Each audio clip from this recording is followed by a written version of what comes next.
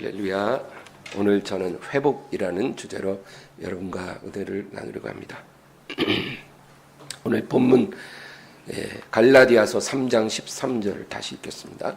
그리스도께서 우리를 위하여 저주를 받은 바 되사 율법의 저주에서 우리를 속량하셨으니 기록된 바 나무에 달린 자마다 저주 아래에 있는 자라 했습니다. 우리가 잘 아는 구절이에요.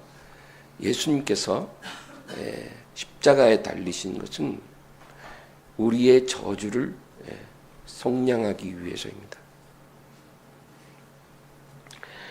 이 말은 우리에게 무엇을 말하냐면 우리가 이전에는 저주 아래에 있었다 그 말입니다. 우리가 저주 아래에 있었기 때문에 예수님이 우리의 저주를 속량하시려고 나무에 달리셨다 그 얘기입니다. 여러분, 우리가 이 말씀을 이해해야 합니다. 우리는 이제까지 살면서 내가 저주 아래에 있다라는 생각을 하지를 않습니다. 그렇죠? 어떤 사람이 자기가 저주받았다고 생각하겠습니까? 누가 우리에게 그렇게 얘기해주면 아마 그 사람 멱살을 잡을지도 몰라요. 불길한 말을 하잖아요. 재수없는 말을 하잖아요. 근데 이것은 하나님의 말씀입니다. 우리가 저주 아래에 있다라는 거예요. 그래서 예수님이 우리를 대신하여 저주를 받으사 나무에 달리셨다. 그렇게 말씀합니다. 우리는 저주라 그러면 어떤 것을 생각할까요? 우리 어릴 때 동화책에서 보면 어떤 마녀가 공주님을 저주를 해요. 그래갖고 그 공주가 계속 잠을 자는 거예요. 그런 식으로 우리가 저주를 연상을 하죠. 또 우리가 옛날에 드라마 사극을 보면 어떤 무당이 주술을 사용해서 어떤 사람에게 저주를 겁니다. 그래서 지푸라기로 인형을 쫙 만들어 놓고 거기다 바늘을 이렇게 꼽아요. 그러면 그 인형이 상징하는 그 사람이 갑자기 이유 없이 몸이 아프거나 그런 거죠. 우리가 이런 것을 저주라고 생각을 합니다. 그런데 여러분, 성경은 이 저주에 대해서 뭐라고 말하냐면 이 저주라는 것은 실제로 존재합니다. 그런데 이 저주의 근원은 어떤 마녀나 무당이 아닙니다. 그런 존재들이 저주한다고 해서 저주가 임하는 게 절대 아니에요. 저주의 근원은 바로 죄입니다. 죄 때문에 저주가 들어오는 것입니다. 이것이 성경이 우리에게 말해주는 정답이에요. 에덴 동산에서 그 일이 일어났다는 거예요. 여러분, 에덴 동산이 뭐예요? 최초의 사람 아담과 하와가 정말 행복하게 살던 동산이에요. 그러니까 우리가 지상낙원 이런 말을 하잖아요. 지상낙원. 이 지상낙원이 어디 있겠어요?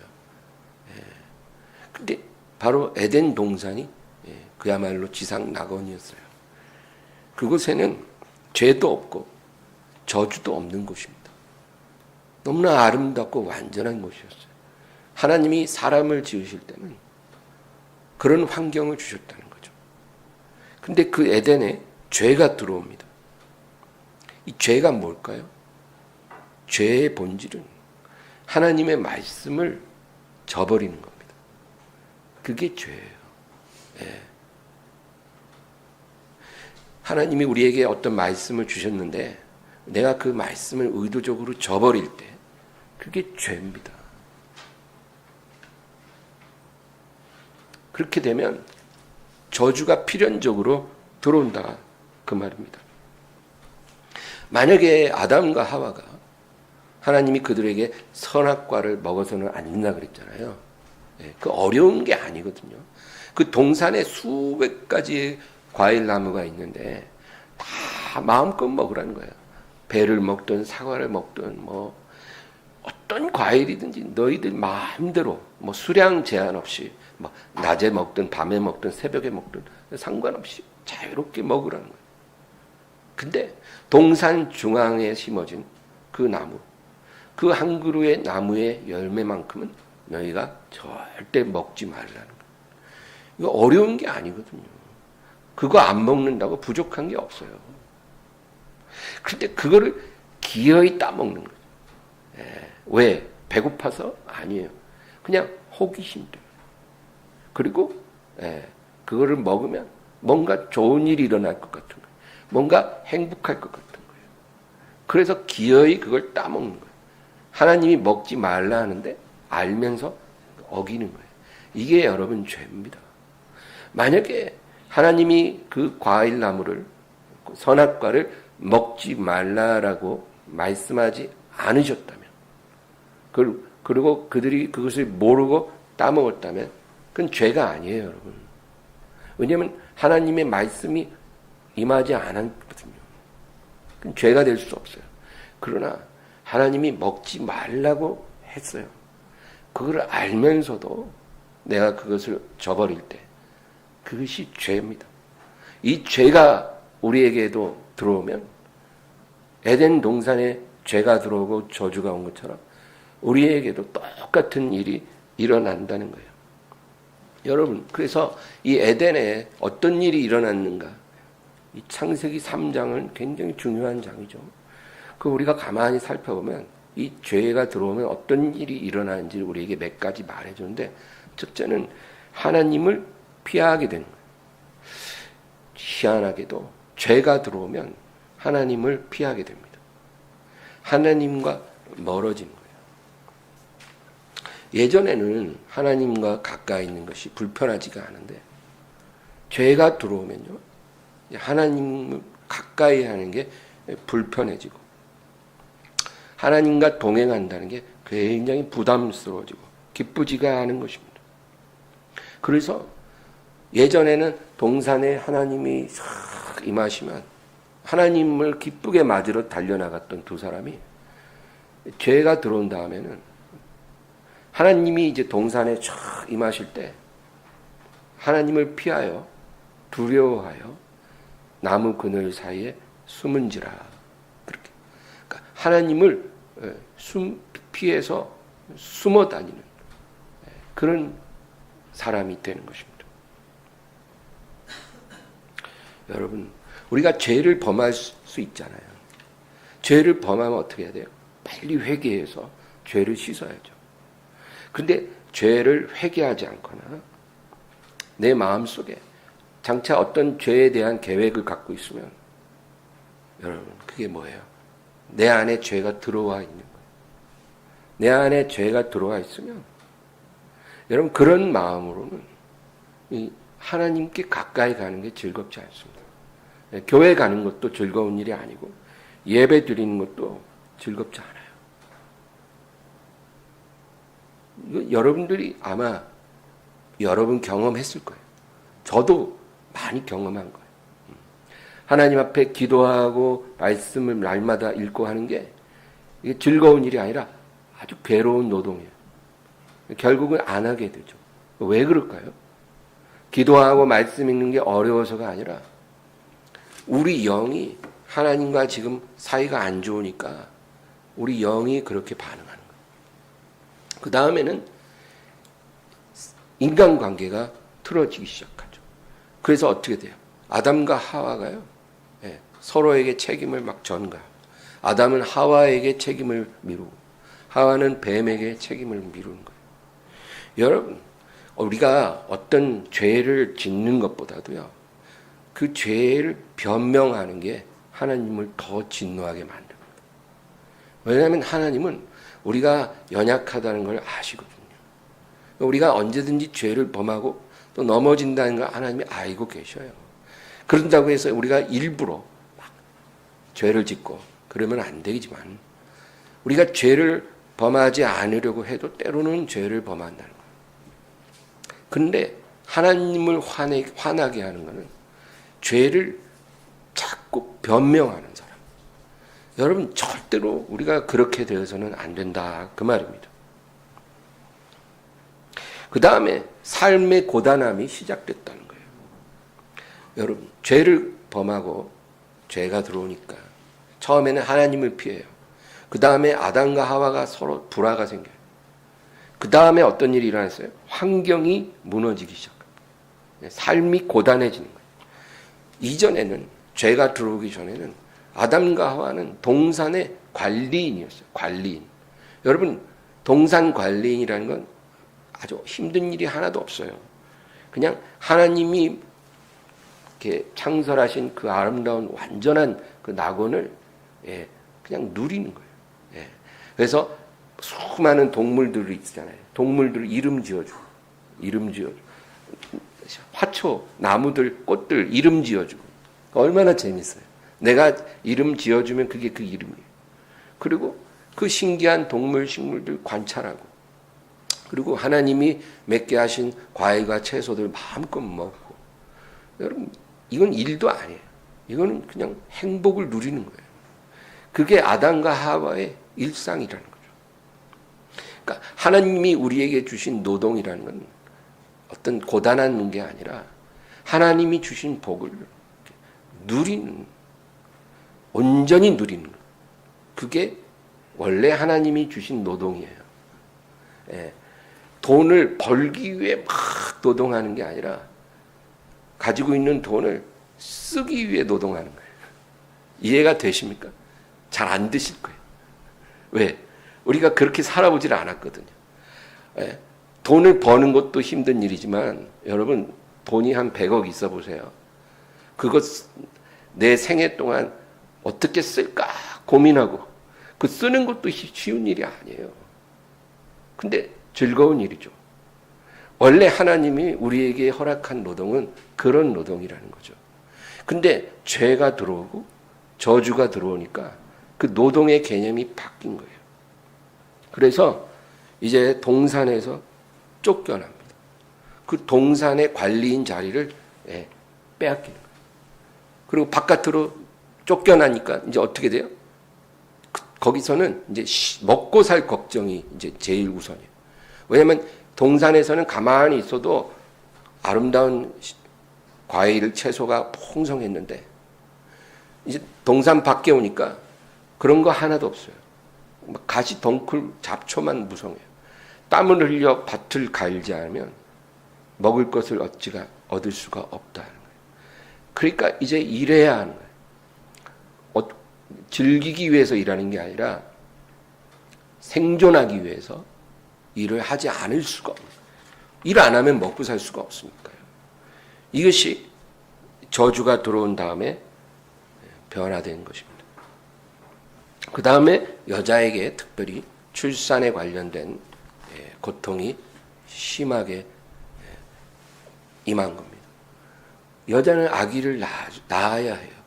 근데 원래 하나님은 이 출산과 관련해서 여자를 불행하게 할 계획이 없으셨어요. 근데 죄와 저주가 들어온 다음부터 산고가 극심해지고 출산과 관련된 여러 가지 후유증, 또 불임, 그리고 여러 가지 부인과에 관련된 질병들이 끝없이 생겨나는 거예요. 이런 것들이 다 저주의 열매더라는 거죠. 그런데 오늘 말씀의 본문은 뭐라 그래요?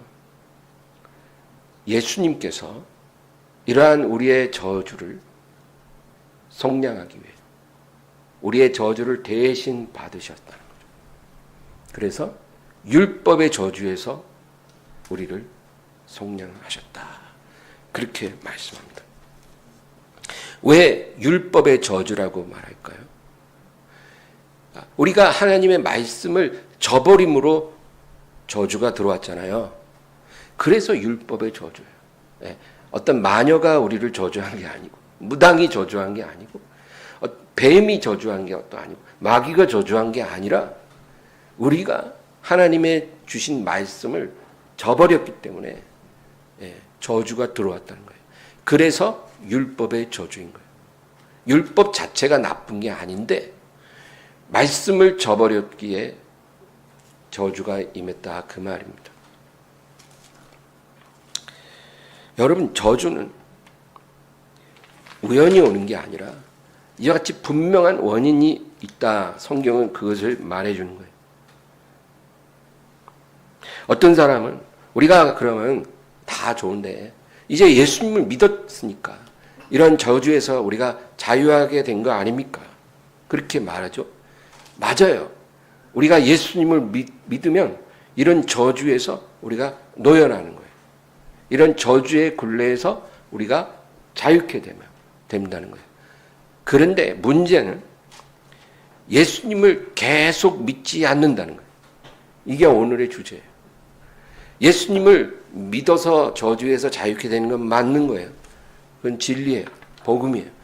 그러면 예수님을 계속 믿어야 되는데 그 믿음이 계속되지 않기 때문에 이 우리가 과거에 짊어졌던 율법의 저주에서 비롯된 그 열매들이 서서히 사라져 가기도 전에, 완전히 그 열매들이 우리에게서 떠나가기도 전에, 저주가 우리 안에서 완전히 사라지기도 전에 우리의 믿음이 먼저 사라진다는 거예요.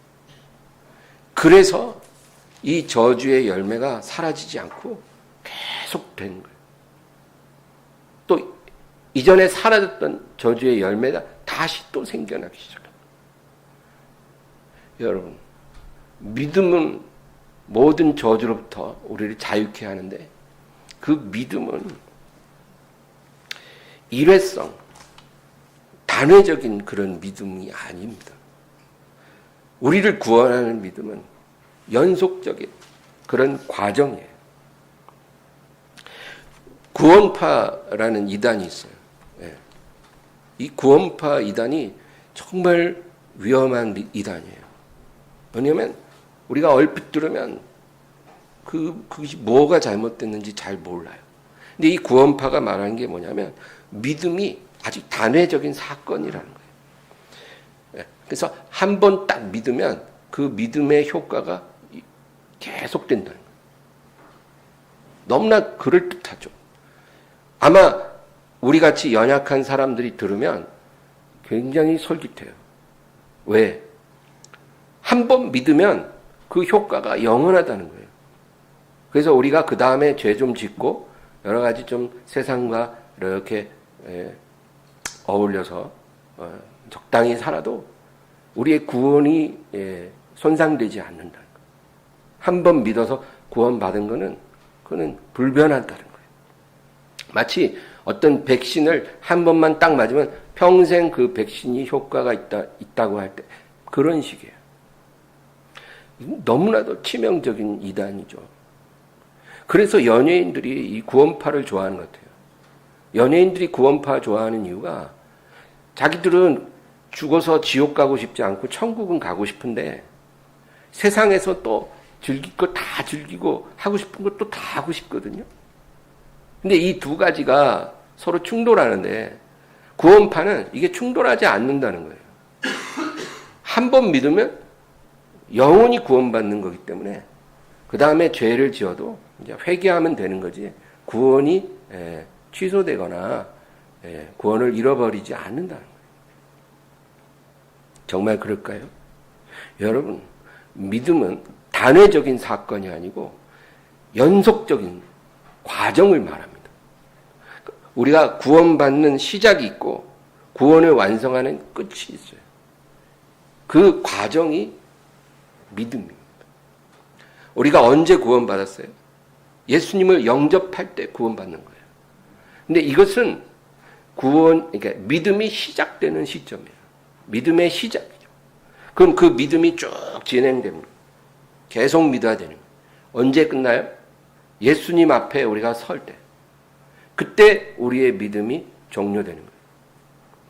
이러한 과정 속에서 우리가 계속 믿을 때 그것이 우리를 구원하는 믿음이 되는 거예요. 만약에 우리가 처음에 예수님을 영접해서 구원을 받았다가 중간에 하나님의 말씀을 저버리고 내 마음대로 살잖아요? 그럼 어떻게 될까요? 성령께서 여러 번 책망해요. 돌아오라고, 회개하라고. 근데 만약에 우리가 무시하고 내 마음대로 계속 살잖아요? 그러면 성령이 떠나요. 그래서 성경에 성령을 소멸해서는 안 된다는 거예요. 그 말은 소멸될 수 있다는 거죠. 성령이 떠나면 그건 뭐예요? 구원을 잃어버렸다는 거예요. 왜? 우리 안에 성령이 머물러야 그것이 구원의 보증이거든요. 구원의 도장이거든요.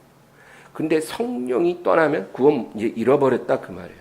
그래서 예수님도 생명책에서 이름을 지워버리리라 그렇게 말씀하신 거예요. 이름이 기록됐는데 지워지는 거예요. 어떻게 하면? 하나님의 말씀을 저버리고 계속 회개하지 않고 계속 믿지 않으면 우리 믿음이 끝난 거예요. 파산한 거예요. 그러면 구원을 잃어버립니다. 이게 진리예요. 그러니까 끝까지 예수님이 다시 오실 때까지 계속 믿어야 우리가 승리자가 되고 승리의 면류관을 쓰는 거예요. 근데 구원파나 이런 이단들은 교묘하게 우리를 미혹해요. 한 번 믿을 때 구원받은 것이고 그것은 영원하다. 네가 죄 좀 졌다고 구원을 잃어버리지 않는다. 회개 좀 늦게 했다고 구원이 취소되는 건 아니다. 그러니까 얼마나 달달해요. 예? 세상 누릴 거 다 누려도 불안에 떨 필요가 없어요. 오늘 밤에 주님이 내가 술 진탕 마시고 마음대로 살고 쾌락 다 즐기면서 지저분하게 살다가 잠들었는데 오늘 밤 예수님이 오셔도 걱정 없다 이 말이에요. 한 번 받은 구원은 영원하니까. 여러분 그래서 이런 구원파 같은 이단을 우리가 따라가면요. 우리가 구원 못 받는다는 거예요. 구원파를 믿어서 구원 못 받아요. 그래서 철로 역정이라는 말이 나온 거예요. 주님 앞에 서는 날까지 우리는 계속 천국길을 가야 되는 거예요. 계속 믿음을 지키고 믿음 안에 있어야 하는 것입니다. 고린도서 13장 5절 읽겠습니다. 너희는 믿음 안에 있는가? 너희 자신을 시험하고 너희 자신을 확증하라. 예수 그리스도께서 너희 안에 계신 줄을 너희가 스스로 알지 못하느냐? 그렇지 않으면 너희는 버림받은 자니라. 너희가 지금 이 순간에 믿음 안에 있는지 너희 자신을 스스로 시험하고 확증해 보라는 거예요. 이게 무슨 말이에요? 지금 너희가 믿음 안에 있지 않을 수도 있다 그 말이잖아요. 우리가 믿음 안에 머문다는 것은 지금 계속 잘 믿고 있다 이거죠. 그러나 너희가 믿음 바깥에 있을 수도 있다는 거예요. 그러니까 너희가 어디 있는지, 믿음 안에 있는지, 믿음 바깥에 있는지 너희 자신을 시험해보고 너희 자신을 확증하라. 예수님이 너희 안에 계신 줄을 알지 못하느냐. 그렇지 않으면 너희는 버림받은 자라. 교회 안에 있어도 버려진 자라는 거예요. 그러므로 믿음은 한 방 맞고 평생 효과가 지속되는 백신이 아닙니다. 믿음은 숨 쉬는 것과 똑같아요. 여러분 숨 한 번 쉬면 끝납니까? 숨은 계속 쉬어야 돼요. 계속 쉬어야지 우리가 생명을 유지하는 거죠. 믿음도 한 번 믿고 끝나는 게 아니고 우리가 믿음을 딱 갖기 시작했으면 그 다음부터 천국 들어갈 때까지 계속 믿어야 돼요. 계속 믿음 안에 있어야 되는 거예요. 계속 숨을 쉬어야 돼요. 영적으로. 그래야 우리가 승리하는 것입니다. 만약에 우리가 믿음 안에 있다가 믿음 바깥으로 떨어져 나가잖아요. 그러면 우리 안에 아직도 남아있던 저주의 열매가 있어요. 여러분, 과거에 우리의 죄로 인해서 들어온 저주가요. 열매를 맺잖아요. 여러 가지 열매가 있어요. 질병의 열매, 가난의 열매, 고통의 열매. 이런 열매들이 사라지는 게 하루아침에 확 사라지는 게 아니라 천천히 사라져요. 그런 열매가. 우리가 믿음 안에 들어오면 그 열매가 하나씩 사라져가요. 그리고 그 열매가 사라져간과 동시에 복된 열매가 하나씩 싹을 틔우기 시작하는 거예요. 예. 그런데 우리가 그렇게 되는 과정 속에 있다가 우리가 믿음에서 떠나잖아요. 그러면 이 저주의 열매가 사라지질 않아요. 계속 남아있어요. 그리고 복된 열매가 다 시들어져요. 우리 삶에 그런 변화가 일어난다는 거예요. 아무리 이렇게 말을 해도 마음에 잘 와닿지가 않을 수도 있죠. 우리가 일생을 살면서 우리가 직접 경험하면서 많이 배우게 될 것입니다. 그러면 성경이 말하는 이런 저주의 열매와 또 보호의 열매가 어떤 것인지 몇 가지로 우리가 살펴보려고 합니다. 먼저 저주의 열매부터 세 가지만 말씀드릴게요. 첫째는 정신적 황폐화가 시작이 됩니다. 여러분, 믿음에서 떠나고 그리고 저주가 들어오면 정신이 제일 먼저 황폐화됩니다. 마치 멀쩡한 땅이 사막으로 변하는 것과 같아요. 지금 중국의 많은 지역이 사막화되고 있고 아프리카에도 사막화가 진행이 된다잖아요. 예전에는 비옥한 땅이었는데 점점 사막화된 메마른 땅, 황폐한 땅이 됩니다. 근데 우리의 정신도 점점 황폐화되기 시작합니다. 신명기 28장 65절입니다. 이 다 같이요. 그 여러 민족 중에서 내가 평안함을 얻지 못하며 내 발바닥이 쉴 곳도 얻지 못하고 여호와께서 거기에서 내 마음을 떨게 하고 눈을 쇠하게 하고 정신을 산란하게 하시니. 저주가 들어오면 일단 마음이 떨리고 눈이 쇠하고 정신이 산란해집니다.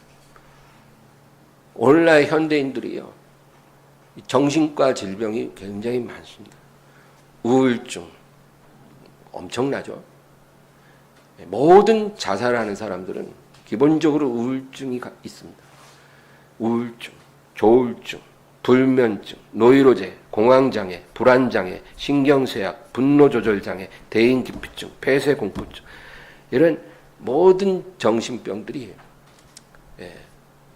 저주 때문에 우리에게 들어오는 것입니다. 이사야 48장 22절입니다. 여호와께서 말씀하시되 악인에게는 평강이 없다 하셨느니라. 하나님 뭐라 그래요? 악인에게는 평강이 없다. 악인이 뭐예요? 하나님 말씀을 버린 자예요. 평강이 없습니다. 마음에 평강이 없어요. 그래서 오늘날 많은 사람들이 신경안정제, 또 프로포폴 주사 맞고, 그렇죠? 약물을 의존합니다. 그런 거 없이는 평강을 찾을 수가 없다. 근데 그거는 약은요, 그 순간만 우리에게 잠시 평안을 줄지 몰라도 계속되는 것이 아니거든. 계속 약물에 의존하면서 살게 되는 거예요. 이것이 저주받은 심령의 모습입니다. 두 번째는 만성적인 경제적 궁핍입니다. 사람이 살다가 하나님의 섭리 속에 가난해질 때도 있을 수 있어요. 가난을 통해서 우리가 낮아지고 겸손해지고 하나님을 만날 수 있죠. 그런데 계속되는 가난, 일평생 그냥 가난하게 산다는 것은 하나님의 뜻도 아니고, 그것은 저주의 열매입니다. 열심히 일을 해서 돈은 벌어요. 돈은 버는데 늘 돈이 없어요. 그런 사람들 많아요. 돈은 열심히 버는데 늘 돈이 없는 거예요. 이상하게. 들어오자마자 돈이 사라져요. 뭐 특별히 사치한 것도 아닌데. 빚이 늘 있어요. 그래서 빚을 겨우 갚으면 얼마 안 가 또 빚이 생겨요. 그래서 빚 없이 사는 날이 없는 거예요. 돈은 늘 없고 빚은 늘 있어요. 모든 사람이 이렇게 사니까 뭐 인생이 원래 이렇게 빚 속에 사는 건가 보다 생각할 수 있지만, 여러분, 그것은 하나님이 우리에게 원하시는 삶의 모습이 아닙니다.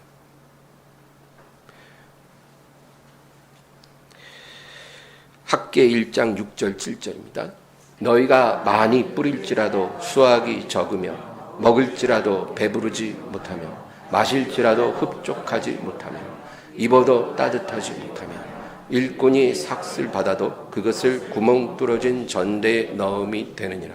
만군의 여호와가 말하노니 너희는 자기의 행위를 살필지니라. 아무리 노동을 해도 가난을 못 벗어나는 거예요. 늘 돈이 없어요. 늘 가난해요. 예. 돈을 전대에 넣는데 떨어진 전대에 넣는 것과 같아요. 나중에 보면 한 푼도 없는 거예요. 그럼 이런 일들이 우연히 일어나는 것이 아니라는 거예요. 오늘 뭐라 그래요? 7절에 만군의 여호와가 말하노니 너희는 자기의 행위를 살필지니라. 이런 가난이 우연히 임한 것도 아니고 사회 시스템이 잘못돼서도 아니고 바로 너희의 행위 속에 거기 이유가 있다.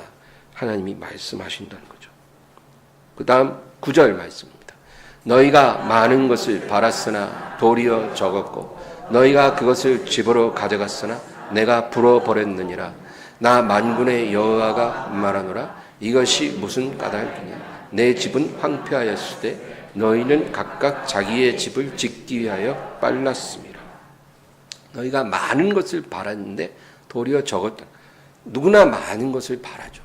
자기가 노동한 만큼 노력한 만큼 수확하기를 원하고 심지어는 노력한 이상으로 수확하기를 원해요. 이삭은 농사 지었는데 100배나 수확했다 그러잖아요. 그런데 어떻게 돼요? 한 번도 내가 기대한 만큼 수확한 적이 없는 거예요. 내가 바란 만큼 벌어보지 못하는 거예요. 늘 내가 기대한 것보다 부족하게 벌고 또 그거를 집에 가져갔는데 하나님이 그걸 훅 불어버려요. 무슨 사고가 나고 무슨 병이 나고 뭐 문제가 생겨서 다 날아가 버려요. 이것이 무슨 까닭이냐. 내 집은 황폐하였으되 너희는 각각 자기 집을 짓기 위하여 빨랐습니다. 그러니까 하나님이 우선된 삶이 아니라 내가 우선이 되는 삶을 살았다 이 말이에요. 항상 하나님 우선적으로 살아야 되는데 내가 제일 우선이 되는 거예요. 그랬기 때문에 이런 저주가 너에게 임했다는 거예요. 너희는 먼저 그의 나라와 그의 의를 구하라 그랬잖아요. 그리하면 이 모든 것을 너에게 더하리라. 그러니까 하나님 말씀은 뭐예요? 하나님을 우선으로 여기면 너희가 구하지 않아도 하나님이 너희의 필요를 다 알아서 채워주고 더해 주시겠다는 거예요. 우리가 그렇게 살아야 되는데 하나님이 우선이 아니라 항상 내가 먼저예요. 내가 주인이고 내가 왕이고 내가 먼저예요. 그러니까 한 번도 내가 기대한 만큼 거둔 적이 없는 거예요. 그리고 그것마저도 다 하나님이 불어버린다. 우리가 미워서 그러신 게 아니고요. 깨달으라는 거예요. 하나님이 그냥 나보고 나를 미워서 나를 짓밟고 뭉개시는 게 아니라 깨달으라. 너의 인생에 이런 일이 일어날 때 제발 깨닫고 내게 돌아오라는 거예요. 우리가 그걸 알아야 돼요. 그게 그렇게 어려운 거예요. 하나님 말씀대로 돌아오라는 거예요. 그러면 하나님이 왜 우리에게 서운하게 하시겠어요? 넘치게 해주시는 거예요. 그 다음 세 번째, 끊임없는 사건 사고가 일어난다는 거죠. 뭐 사건 사고가 어쩌다 한번 일어나는 게 아니라 그냥 안 좋은 일들이 꼬리에 꼬리를 물고 내 신변에 우리 가정에 계속 일어난다는 거죠. 그러므로 오늘 우리가 생각해야 되는 게 하나님을 계속 믿으라는 거예요. 그냥 한번 믿고 주저앉지 말고 계속 믿어야 된다. 그게 믿음이에요. 예배 한 번 드리는 건 쉬워요. 예배 교회 나와 한 번 드리는 건 어렵지 않아요. 근데 계속 예배 드리는 건 쉽지 않잖아요. 근데 그게 믿음이라는 거예요.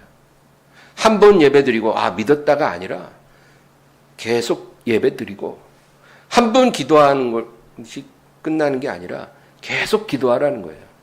이게 계속 믿는 거예요. 이렇게 되면 그 믿음이 하나님 앞에 연락이 되는 거예요. 그래서 저주의 열매가 점점 시들어지고 그리고 없던 복된 열매가 이제 무럭무럭 싹을 틔우고 자라나기 시작합니다. 그냥 내가 오늘 한 번 예배드리고 한 번 기도했다고 저주가 싹 사라지고 갑자기 좋은 일이 빵빵 터지는 게 아니라 점진적으로 그렇게 변화가 일어나는 거예요. 근데 그런 변화보다도 더 빠르게 우리 믿음을 포기해 버린다는 거예요. 그러니까 인생이 늘 괴로워. 하나님이 이제 네가 좀 열심히 하네. 내가 이제 널 위해서 뭘 좀 준비할게. 좀만 기다려. 음식도 만드는 시간이 있잖아요. 근데 기다림을 못 참고 뛰쳐나가 버려요. 그러니까 늘 배고픈 거예요. 하나님은 얼마나 답답하시겠어요? 하나님은 얼마나 안타까우시겠어요? 우리가 고통당하는 게 하나님은 즐겁겠습니까? 하나님은 우리에게 복 주기를 원하지. 우리를 괴롭히고 싶지 않으세요. 근데 공의로우신 하나님 앞에 우리가 믿음을 가져야 되거든요. 우리가 가질 게 믿음밖에 더 있겠냐고요. 근데 우리는 그 믿음이 없어요. 이제 복의 열매는 어떤 걸까요? 첫 번째는 사람 관계가 회복됩니다. 잠언 16장 7절 읽겠습니다. 사람의 행위가 여호와를 기쁘시게 하면 그 사람의 원수라도 그와 더불어 화목하게 하시느니라. 이 말은 우리의 믿음이 하나님 앞에 연락이 되면, 인정이 되면 그 원수라도 그와 더불어 화목하게 해주신다. 여러분, 나를 미워하는 사람이 나를 좋아하게 되는 일이 생길 수 있나요? 그런 일은 안 일어나잖아요, 잘. 근데 하나님이 우리를 기뻐하시면 그런 일도 일어나요. 나를 비방하고 나를 비판하고 나를 그렇게 못 잡아먹어 안달이던 사람들도 우리를 축복하고 우리를 인정해주고 우리를 사랑하게 되는 그런 일들이 일어나게 해주십니다. 깨어진 관계가 회복되는 일이 일어납니다. 가족 간에도 회복이 일어나고 내 주변의 모든 사람들이 갑자기 나를 사랑하기 시작합니다. 그런 일을 하나님이 나타내 주신다는 거예요. 이것이 복의 열매의 첫 번째입니다. 두 번째는 정신적인 평강을 경험합니다. 잠언 28장 1절입니다. 악인은 쫓아오는 자가 없어도 도망하나 의인은 사자같이 담대하니라. 우리가 저주를 받게 되면요, 아까 뭐라 그랬어요? 심령이 황폐화된다 그랬잖아요. 그러니까 쫓아오는 자가 없어도 두렵고 불안해요. 그런데 반대로 우리가 믿음 안에 거하잖아요. 그러면은 심령에 어떤 변화가 일어나냐면 담대함이 들어옵니다. 이것이 하나님의 은혜 안에 있는 사람의 특징이에요. 이 담대함은 내가 스스로 만들어낸 게 아니고 하나님이 부어주시는 선물이에요. 두려움이 사라지는 것입니다. 잠언 3장 21절에서 26절도 있겠습니다. 내 아들아, 완전한 지혜와 근신을 지키고 이것들이 내 눈앞에서 떠나지 말게 하라. 그리하면 그것이 내 영혼의 생명이 되며 내 목의 장식이 되리니 내가 내 길을 평안히 행하겠고 내 발이 거치지 아니하겠으며 내가 누울 때 두려워하지 아니하겠고 내가 누운즉 내 잠이 달리로다. 너는 갑작스러운 두려움도 악인에게 닥치는 멸망도 두려워하지 말라. 대저 여호와는 내가 의지할 이시니라. 내 발을 지켜 걸리지 않게 하시리라. 여기 보면 21절 다시 보세요. 네가 21절 내 아들아, 완전한 지혜와 근신을 지키고 이것들이 내 눈앞에서 떠나지 말게 하라. 그러니까 완전한 지혜와 근신을 지킨다는 게 뭐예요? 하나님의 말씀이잖아요. 하나님이 너에게 주신 그 말씀, 그것이 바로 완전한 지혜와 근신. 그것을 떠나지 말라는 거예요. 우리가 이렇게 복 받을 만한 믿음을 갖게 되면 어떤 일이 일어날까요? 24절, 25절 다시 볼까요? 내가 누울 때 두려워하지 아니하겠고 내가 누운즉 내 잠이 달리로다. 너는 갑작스러운 두려움도 악인에게 닥치는 멸망도 두려워하지 말. 예. 두려움이 사라진다는 거예요. 어떤 두려움이 사라져요? 오늘 내가 탁 누울 때 내일 아침에 일어날 수 있을까? 자다가 혹시 무슨 일 생기는 거 아닌가? 이런 두려움도 사라지고 다음날 무슨 일이 일어날까? 우리 사업장에 안 좋은 일이 생기면 어떡하지? 우리 자녀들에게 어떤 안 좋은 일이 생기면 어떡하지? 이런 두려움도 사라지는 거예요. 그런 두려움에 대한 염려가 희한하게 사라지고 누운즉 내 잠이 달리로다. 그렇게 말씀. 여러분 이것이 복받을 사람의 열매입니다. 세 번째는 재정적 궁핍에서 벗어납니다. 레위기 26장 9절 10절입니다. 내가 너희를 돌보아 너희를 번성하게 하고 너희를 창대하게 할 것이며 내가 너희와 함께한 내 언약을 이행하리라. 너희는 오래 두었던 묵은 곡식을 먹다가 새 곡식으로 말미암아 묵은 곡식을 치우게 될 것이며. 여러분, 하나님이 뭐라 그래요?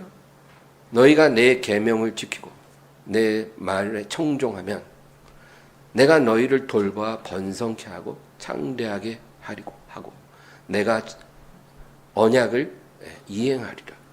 그러고 나서 10절에 오래 두었던 묵은 곡식을 먹다가 새 곡식이 들어와서 그것을 치우게 될 것이다. 여러분 이런 것을 풍요롭다 이렇게 말하는 거예요.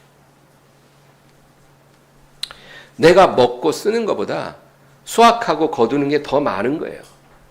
내가 아무리 막 마음껏 먹고 써도 내가 소비하는 것보다 내가 거두고 들어오는 수입이 더 많은 거예요. 그래서 점점 쌓이니까 내가 이 쌓여지는 것을 어떻게 사용할까? 이런 고민이 생기는 거예요.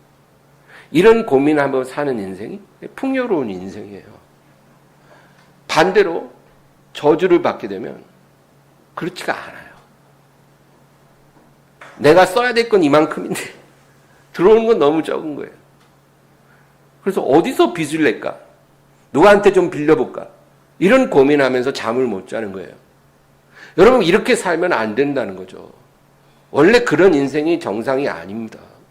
하나님의 백성은 그렇게 살면 안 된다는 거예요. 내가 사용하는 것보다 들어오는 게 더 많아서 고민하며 사는 것. 이것이 축복의 열매라는 거예요. 제가 지난 한 주간 쉬었는데요. 이제 성경을 이제 읽을 때 에스라서와 느헤미야서를 읽었어요. 주중에. 근데 그걸 읽다가 제가 받은 은혜가 뭐냐면 이 에스라와 느헤미야는 동시대 사람인데 이제 에스라는 이스라엘의 제사장이고 느헤미야는 유대의 총독인 사람이죠. 근데 이 두 사람이 하나님의 신실한 종들이에요. 그래서 에스라는 이 페르시아에서 사람들을 데리고 예루살렘으로 돌아와서 무너진 성전을 다시 재건한 사람이에요. 에스라 제사장. 그리고 느헤미야는 페르시아 황제의 신하였는데 이제 허락을 받고 유대의 총독으로 부임해서 무너진 예루살렘 성벽을 재건한 사람이죠. 그래서 이 두 사람 다 하나님 앞에 크게 쓰임받은 종들이죠.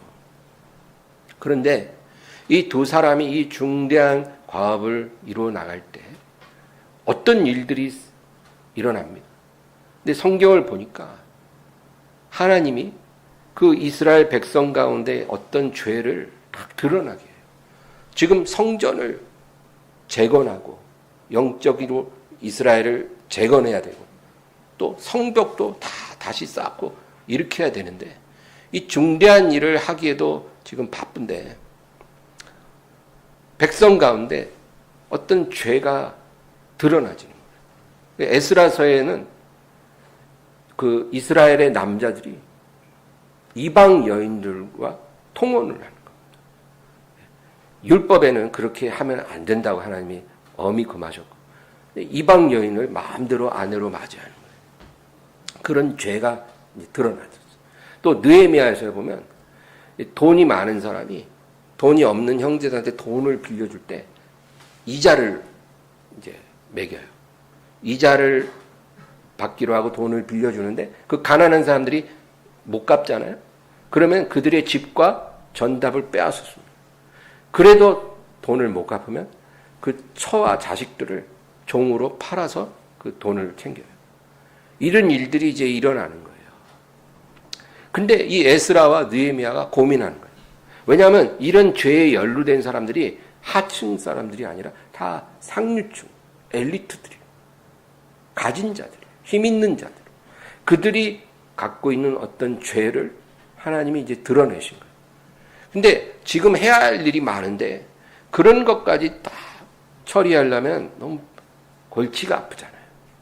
그냥 없던 일로 모른 척 묵인하고 빨리 성전이나 짓고 성벽이나 재건합시다.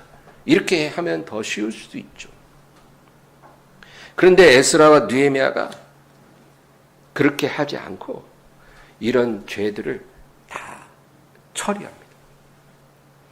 그러니까 하나님께서 복을 내리시고 모든 일이 순조롭게 잘 되도록 해주셨다 그 말입니다. 내가 이 성경을 통해서 깨달은 게 뭐냐면 우리 하나님께는 성전을 다시 짓고 무너진 성벽을 재건하는 것보다 이러한 죄들을 우리가 어떻게 처리하는가가 더 중요하다는 거예요.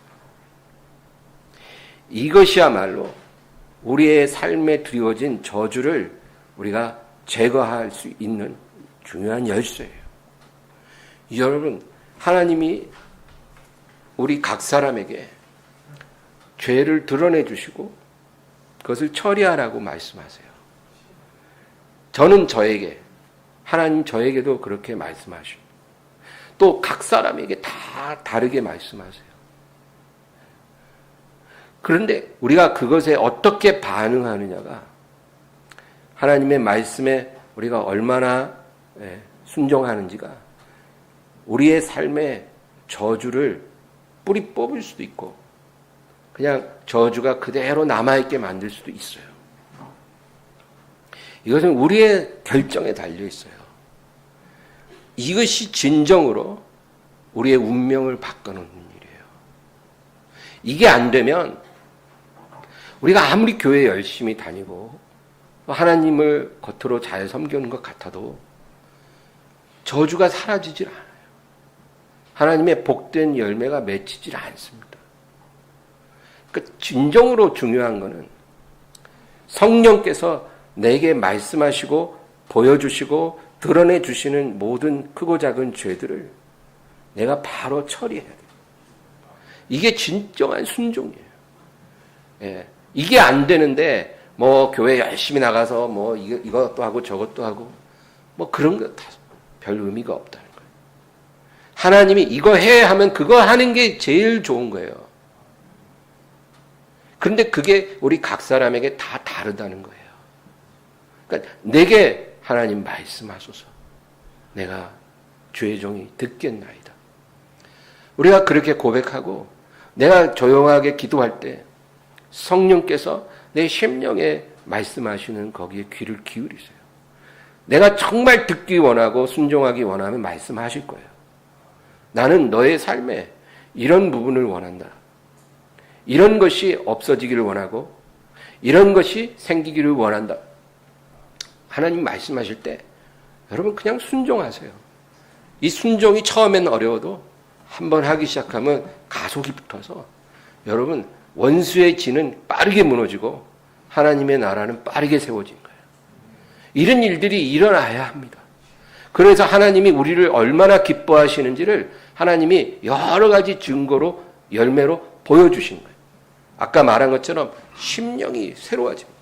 두려움이 사라지고 잠이 잘 오고 마음이 평온해지고 관계가 다 회복되고 가난이 사라지고 희한하게 일이 풀리고 뭐가 평안이 오는 거예요. 부족하지 않는 거예요. 행복한 거예요. 풍요로운 거예요. 많이 달라지기 시작합니다. 이런 은혜가 임하기를 바랍니다. 회복이란 무엇일까요?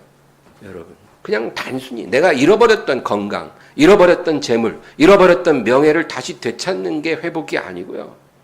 하나님이 나에게 원하셨던 내 모습, 하나님이 나를 통해 이루고자 하시고 계획하셨던 나의 모습을 다시 찾는 게 회복이에요. 왜냐하면 지금 내 모습은 원래 하나님이 나에게 원하셨던 그 모습이 아니거든요. 거기서부터 많이 멀어진 모습이거든요. 그런데 하나님이 내게 원하셨던 그 모습을 다시 찾는 거. 이게 진정한 회복이에요. 이 회복이 일어나면 다른 회복은 자동으로 그냥 같이 일어나는 거예요. 가난도 사라지고, 물질의 회복, 건강의 회복, 모든 명예의 회복, 자존심도 회복시켜주죠. 이런 은혜를 받기를 바랍니다. 마지막 열왕기하 5장 10절 또 읽겠습니다. 엘리사가 사자를 그에게 보내 이르되 너는 가서 요단강에 몸을 7번 씻으라. 내 살이 회복되어 깨끗하리라 하신지라. 여러분, 이 나아만 장군이 얼마나 존귀한 장군입니까? 수리아의 왕 다음에 두 번째로 존귀한 사람인데 문둥병자예요. 그가 엘리사를 찾아옵니다. 근데 엘리사가 뭐라 그래요? 너의 문둥병이 낫기를 원하면 요단강에 몸을 7번 씻으라 그래요. 왜 7번일까요?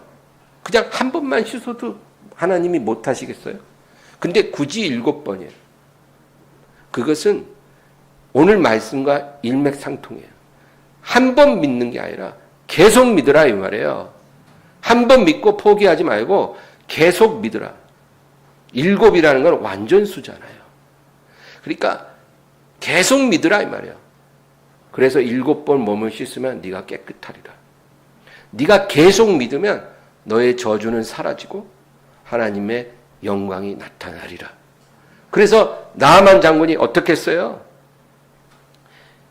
여기 14절 또 있겠습니다. 나아만이 이에 내려가서 하나님의 사람의 말대로 요단강에 7번 몸을 담그니 그의 살이 어린아이와 살같이 회복되어 깨끗하게 되었더라.